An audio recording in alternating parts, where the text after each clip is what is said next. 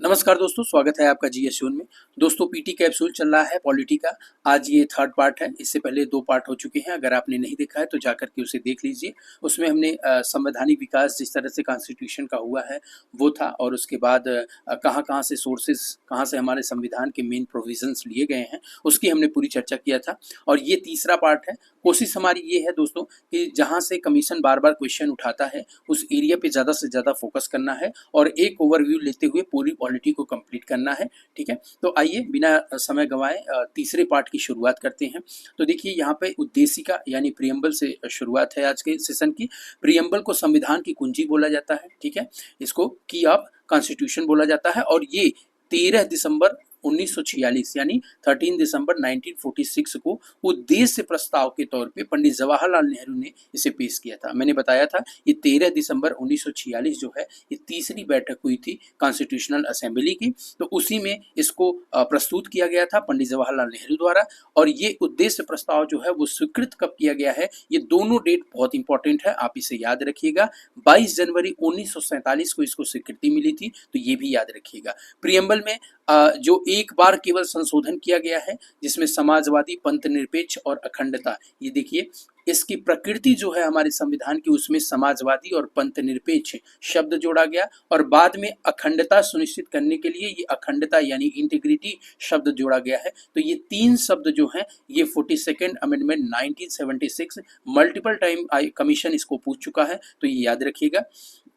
और इसमें कुछ फैक्ट ऐसे हैं, जैसे 3 प्रकार के जस्टिस की बात करता है, सोशल, इकोनॉमिक एंड पॉलिटिकल। देखिए यहाँ पे आपका जस्टिस है सोशल, इकोनॉमिक एंड पॉलिटिकल, ये प्रियम्बल है पूरा। इसमें 3 प्रकार की जस्टिस की है। 5 प्रकार की स्वतंत्रता की बात करता है, विचार की स्वतंत्रता, अभिव्यक्ति, विश्वास, धर्म और उपासना। ये नंबर भी आप याद रखिएगा, एक बार कमीशन नंबर उठा के पूछ लिया था कि स्वतंत्रता कितने प्रकार की इसमें प्रियम्बल में वर्णित की गई है, तो ये 5 प्रकार की है। बाकी 2 प्रकार की प्रतिष्ठा और अवसर की समानता की बात की गई है और बंधुत्व की बात की गई है। तो ये सब सारी चीजें आपको याद रखना है। संविधान की उद्देशिका में शामिल नहीं है, आर्थिक स्वतंत्रता की बात नहीं की गई है। 5 प्रकार की स्वतंत्रता है। यहाँ स्वतंत्रता नाम का शब्द याद रखिएगा। ये जो आर्थिक है ये न्याय है। ठीक है, थोड़ा सा आयोग का कंफ्यूज करने, ये आया हुआ क्वेश्चन है इसलिए हमने इसको यहाँ पे रखा हुआ है। देखिए, हम भारत के लोग से ये अपनी जो प्रियम्बल है वो स्टार्ट होती है, we the people of India से। ठीक है, हम भारत के लोग से स्टार्ट होती है और ये 5, इसका क्रम भी आपको याद रखा है, संप्रभु, संपन्न, समाजवादी, पंथ निरपेक्ष, लोकतांत्रिक, गणराज्य। ये क्रम जो है ये याद रखिएगा, ये 5 हैं। ठीक है, इन 5 को आप अच्छे से याद रखिएगा। न्याय 3 प्रकार की बात हुई है। स्वतंत्रता की बात अगर करें तो ये 5 प्रकार की है। ठीक है, और इससे जो और सवाल बनता है, ये प्रियम्बल जो है एक्सेप्ट हुआ था, जो हमारा कॉन्स्टिट्यूशन, वो 26 नवंबर 1949 को हुआ था। संविधान सभा ने इसे अंगीकृत किया था। तो ये भी सवाल पूछा गया है कि इसको जो प्रियम्बल है या पूरा कॉन्स्टिट्यूशन है वो किसने अंगीकृत किया है, तो इसको संविधान सभा ने। तो ये भी आप याद रखिएगा। ठीक है, बाकी जो प्रस्तावना का विचार है वो अमेरिकी संविधान से लिया गया है, ये भी मल्टीपल टाइम क्वेश्चन पूछा है। स्वतंत्रता, समानता और बंधुत्व के जो आदर्श हैं वो फ्रांस की क्रांति से लिए गए हैं, ये भी आयोग पूछा हुआ है, याद रखिएगा इसकी। और इसके लिए कुछ शब्द इसको लेकर के बोला गया है। सर अल्लादी कृष्ण अय्यर ने स्वप्नों और विचारों का प्रतिनिधित्व कहती है, इस उद्देशिका को उन्होंने बोला था। ठीक है, और के एम मुंशी ने इसे बताया था कि प्रस्तावना हमारे संप्रभु लोकतांत्रिक गणराज्य का जन्म कुंडली है। तो जहां भी आपको जन्म कुंडली शब्द हॉरोस्कोप कहते हैं इसको इंग्लिश में, अगर जहां भी ये शब्द दिखाई दे तो ये आप के एम मुंशी को मार दीजिएगा। और परिचय पत्र जो है वो N.A. पालकी वाला ने इसे बोला था, प्रस्तावना यानी प्रियम्बल को परिचय पत्र बोला गया था N.A. पालकी वाला द्वारा। ठीक है, याद रखिएगा। अब देखिए यहाँ पर प्रस्तावना की स्थिति जो है वो, इसका लीगल जो या कॉन्स्टिट्यूशनल स्थिति क्या है, माने इसको बहुत बार इंटरप्रेट किया गया है। बिरवाड़ी केस में भी 1960 में ये बात बोली गई थी कि प्रस्तावना जो है संविधान का अंग नहीं है शुरुआत में। उसके बाद बम्बई वाद केस आता है 1964 में, इसमें ये बताया गया था कि संविधान का भाग है और फिर मूल आत्मा के तौर पे संविधान का जो प्रियम्बल है उसको मूल आत्मा के रूप में संविधान में रखा गया था गोलकनाथ बनाम पंजाब राज्य 1967 में। लेकिन सबसे बड़ा जो लैंडमार्क जजमेंट आया था वो था प्रस्तावना जो हमारा कॉन्स्टिट्यूशन है उसका एक अभिन्न अंग है, ठीक है, एक इंटीग्रल पार्ट है। ये बात बोली गई थी केशवानंद भारती बनाम केरल राज्य 1973 में, जिसमें आपके बेसिक स्ट्रक्चर की बात की गई थी, ठीक है। प्रस्तावना का विधिक स्वरूप क्या है, यह लागू नहीं किया जा सकता, यानी जो इसमें सामाजिक आर्थिक राजनीतिक स्वतंत्रता की बात न्याय की बात की गई है, तो इसको मतलब आप कोर्ट से जाकर के लागू नहीं करवा सकते, आप इसको नहीं कह सकते हैं, ठीक है, ये बात आप ध्यान रखिएगा, ठीक है। इसे लागू नहीं किया, जैसे डीपीएसपी को लागू नहीं कराया जा सकता, फंडामेंटल को जो है वो आप फंडामेंटल वायलेशन अगर फंडामेंटल राइट का हो रहा है तो वहां पर आप जा सकते हैं, कोर्ट में जा सकते हैं, डीपीएसपी में नहीं जा सकते। उसी प्रकार प्रस्तावना में भी आप नहीं जा सकते हैं, ठीक है। इस प्रस्तावना में एक बार संशोधन किया गया है, ये याद रखिएगा 1976 में, जो बताए थे हम कि इसमें समाजवादी पंथ निरपेक्ष और अखंडता जैसे शब्द जोड़े गए थे, तो ये आप याद रखिएगा, ठीक है। आइए संघ और उसके राज्य क्षेत्र के बारे में पढ़ते हैं। तो यहाँ पर लगभग 552 देशी रियासतें थी, उसमें से जो 3 रियासतें थी उन्होंने भारत राज्य में सम्मिलित होने से मना कर दिया था, जिसमें हैदराबाद, जूनागढ़ और कश्मीर था। कश्मीर को भारत का अंग बनाया गया था विलय पत्र के हस्ताक्षर द्वारा, ये याद रखिएगा, और जूनागढ़ जो है वो जनमत संग्रह के द्वारा हुआ था, जबकि हैदराबाद जो है वो पुलिस कार्रवाई में ऑपरेशन पोलो इसके लिए चलाया गया था। तो ये तीनों का विलय हुआ था भारत में, ठीक है। जो हमारा आर्टिकल फर्स्ट कहता है भारत अर्थात इंडिया यूनियन होगा, राज्यों का संघ होगा, ठीक है, ये पहली बात बोलता है। और आर्टिकल 2 तो बहुत बार पूछा गया है, इसमें नए राज्यों के प्रवेश की स्थापना, यानी अगर आपके भारत में किसी अन्य राज्य को मिला लिया गया, जैसे लाहौर को भारत का पार्ट बनाना है तो ये आर्टिकल 2 के अंतर्गत होगा। लेकिन अगर एमपी में से 2 पार्ट और काट के कर देने हैं, यूपी का 2 पार्ट कर देना है, तो ये आपका आर्टिकल 3 के अंतर्गत होगा, तो ये भी याद रखिएगा। राज्यों और संघ शासित राज्यों के नाम और क्षेत्र विस्तार की जो बात की गई है वो पहली अनुसूची में की गई है, 12 अनुसूचियां हैं। मैंने आपसे जब पीवाईक्यू कराया था तब भी बोला था कि इसे याद कर लीजिएगा, हर बार एक सवाल पूछा जाता है, कहीं कंफ्यूजन में क्वेश्चन गलत ना हो जाए। 7वें संविधान संशोधन 1956 के द्वारा 2 राज्य और संघ क्षेत्र के रूप में भारत के राज्यों की स्थिति को रखा गया है, तो ये भी याद रखिएगा। इसके अलावा जब राज्य बन रहे थे, राज्य का फॉर्मेशन स्टेट्स का हो रहा था बहुत सारे, तो उसमें बहुत सारा विवाद खड़ा हो गया था। तमिल भाषियों के लिए अलग राज्य मांग किया था पोट्टू श्रीराम मुल्लू ने। उन्होंने आंध्र प्रदेश के गठन के लिए श्रीराम मुल्लू ने 56 दिन का भूख हड़ताल किया था आंध्र प्रदेश राज्य को बनाने के लिए, ठीक है।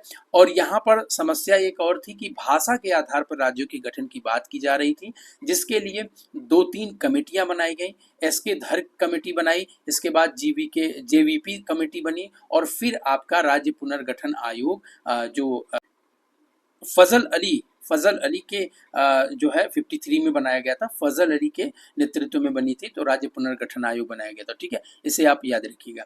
एसके धर आयोग ने प्रांतों के गठन की सिफारिश प्रशासनिक सुविधा के अनुसार बोला था, ठीक है। और जीवीपी समिति भी जो है वो भी धर आयोग की सिफारिशों के व्याप्त असंतोष के बाद बनाई गई थी। इसने भी कहीं भी किसी भी प्रकार का जो रिपोर्ट अपना 49 में दिया था उसमें भाषा के आधार पर चीजों को स्वीकार नहीं किया था, याद रखिएगा।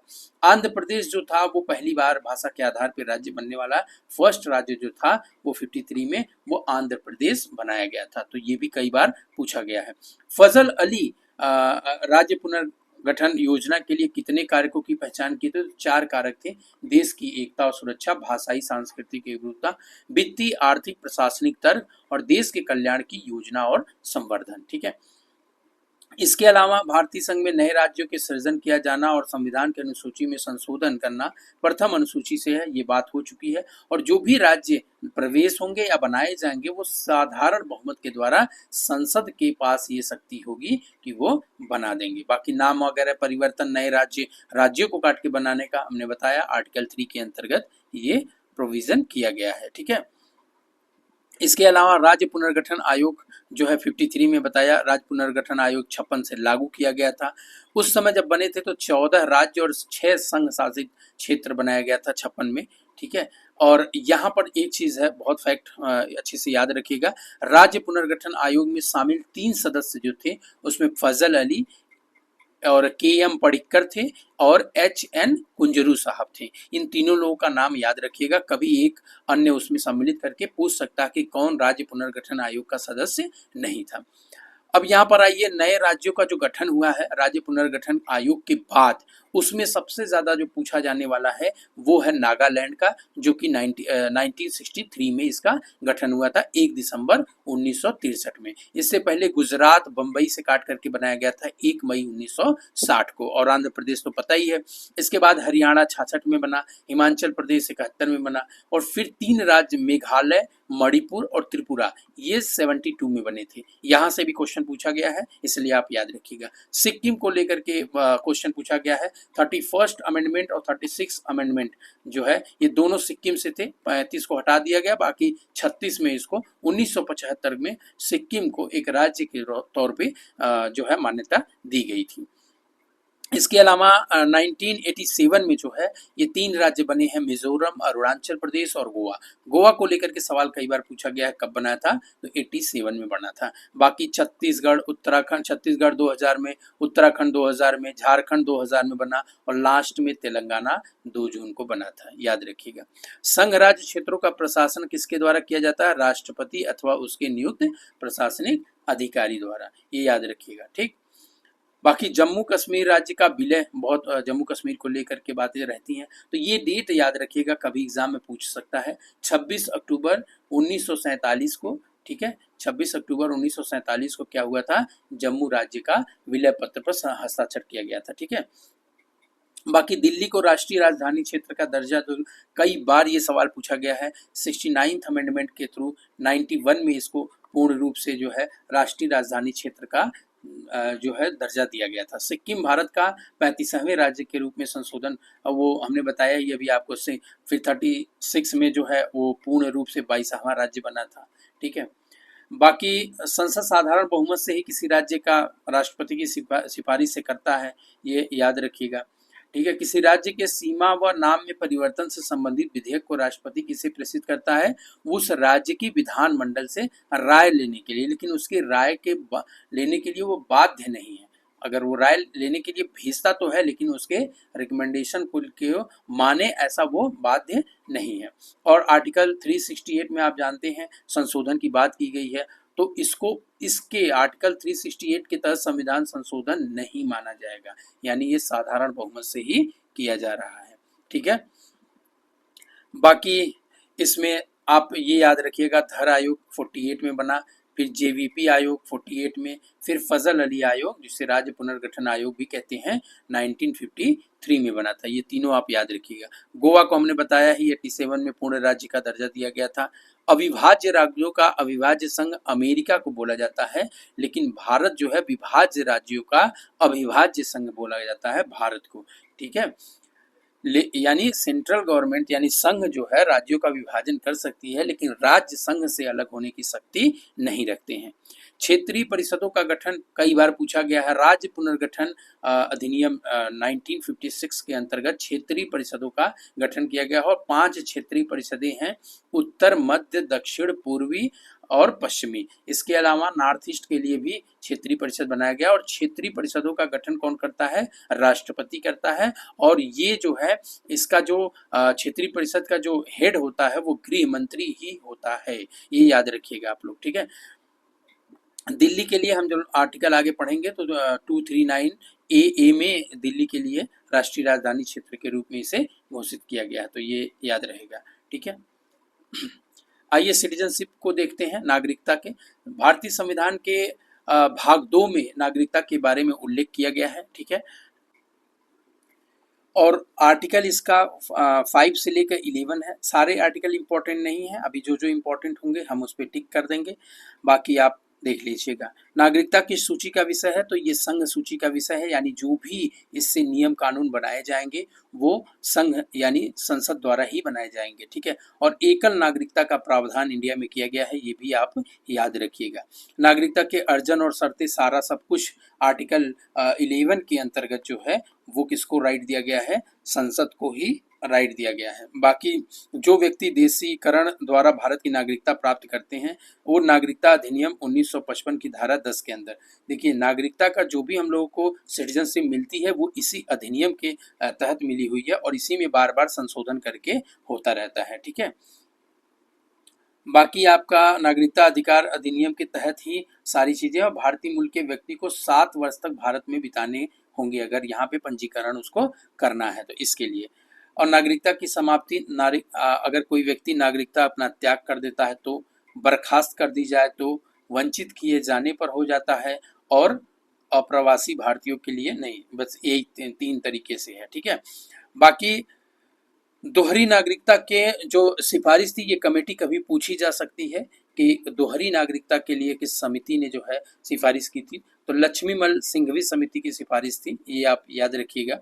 नागरिकता संशोधन विधेयक 19 कब लाया गया था, ये पूछा जा सकता है। डेट फैक्ट बहुत कमीशन पूछने में बहुत तेज रहता है, तो आप इसे याद रखिएगा। 10 जनवरी 2020 को ये लाया गया था। ठीक है, और हमने बताया कि आर्टिकल 9 बहुत इंपॉर्टेंट है कि किसी व्यक्ति द्वारा अगर विदेशी नागरिकता स्वेच्छा से अर्जित कर ली जाती है तो वो आर्टिकल 9 में मेंशन है और वो उसकी मतलब इंडिया की नागरिकता उसकी समाप्त हो जाएगी। ठीक है, नागरिकता कितने प्रकार से अर्जन किया जा सकता है, तो जन्म से प्राप्त नागरिकता, वंश के आधार पर पंजीकरण, देशीकरण, क्षेत्र को अगर एक जगह मिला लिया जाता है भारत में तो वहां पर जो नागरिक रहते हैं उनको भी भारत की नागरिकता मिल जाती है। ठीक है, नागरिकता के बारे में बताया ही, संसद को पूरा राइट है आर्टिकल 11 के अंतर्गत। दोहरी नागरिकता का प्रावधान जो है यूएसए में है, और एकल नागरिकता आप लोग कमेंट करके बताइए कि एकल नागरिकता का जो प्रावधान लिया गया है इंडिया में वो किस देश से यानी किस कंट्री से लिया गया है, ये आप लोग कमेंट करके बताइए जरा। प्रवासी भारतीयों की दोहरी नागरिकता की सिफारिश जो है वो सैद्धांतिक सहमति 2003 में मिली थी, यानी जो एनआरआई वगैरह हमारे हैं उनके लिए। तो ओसीआई जैसे ओवरसीज सिटीजनशिप ऑफ इंडिया करके है, इन लोगों को मिलता है। तो ये इतना हम लोगों को नहीं पढ़ना, हम लोगों के एग्जाम में कभी नहीं पूछता है। ठीक है, और यहाँ पे ये याद रखिएगा किसे भारत का जन्मजात नागरिक समझा जाएगा, कब, जब 26 जनवरी 1950 जो हमारा संविधान लागू हुआ है उसके पश्चात भारत में अगर जन्मा होगा तो उसे बोला जाएगा। ठीक है, भारत में एकल नागरिकता देखिए अब बताने की जरूरत नहीं है, इंग्लैंड ही आपको मिल गया आंसर। ठीक है, और यहाँ केवल नागरिकता को जो फंडामेंटल राइट है कई बार पूछा हुआ है, 15, 16, 19 और 29, ये चार पांच आर्टिकल हैं जो केवल नागरिक जो इंडियन सिटीजन है उनको मिलता है। ठीक है, बाकी फॉरेनर को नहीं मिलता है। भारतीय नागरिकता अधिनियम 1955 में अब तक 6 बार कुल संशोधन किया गया है। 86 में, 92 में, 2003, 2005, 2015 और 2019 में।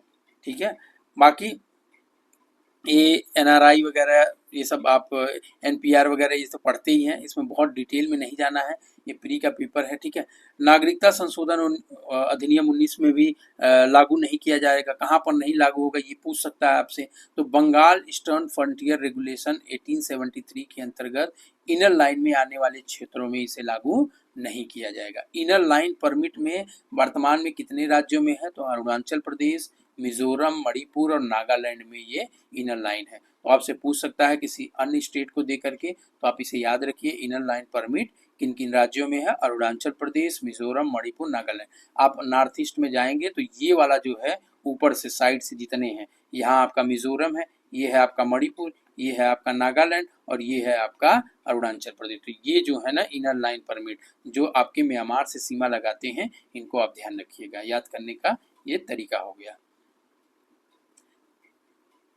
इनर लाइन परमिट की आवश्यकता को लद्दाख से अब हटा दिया गया है। ठीक है, इनर लाइन परमिट क्या होता है, वह दस्तावेज होता है जो गैर मूल निवासियों को उन राज्यों में जाने या रहने के लिए आवश्यक होता है। ठीक है, एक दस्तावेज होता है ये। ठीक है, संबंधित राज्य सरकार द्वारा ही इनर लाइन परमिट जारी किया जाता है, ये याद रखिए। 2 ही आर्टिकल इसमें इंपॉर्टेंट है। ठीक है, एक आर्टिकल 11 है और 9, ये दोनों आर्टिकल आप याद रखिएगा। ठीक है, फंडामेंटल राइट आ गया है, अब हम लोग फंडामेंटल राइट देखेंगे।